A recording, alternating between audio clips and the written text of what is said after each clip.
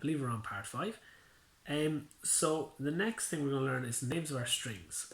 Probably the most important thing you can learn on your first lesson, I feel.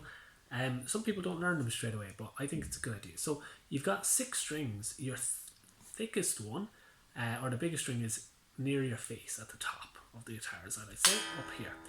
So that one's called an E. Your next one down is called an A.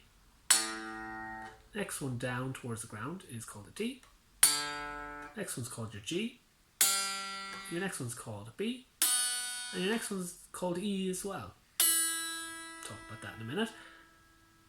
And some people might memorize that pattern, but that's not easy. So what we do is we come up with rhymes just to help us memorize it. So then each word association, each word is the name of a string. So one of the most popular ones, handiest ones, is this one. So it's E for elephants, A for and, D for dogs, G for grow, B for big, and E for ears. So elephants and dogs grow big ears. And there's your strings. Why is it important to know them? Well,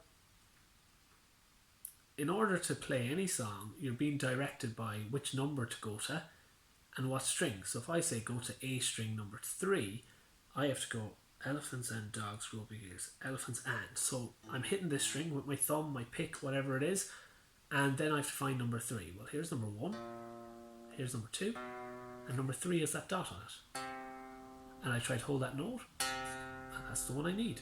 Whereas if a lot of people use them as numbers, this being string 1, you'll find a lot online, 2, 3, 4, 5, and 6. But then it gets confusing. Are they talking about which string to go to? String 3, which would be the third last one?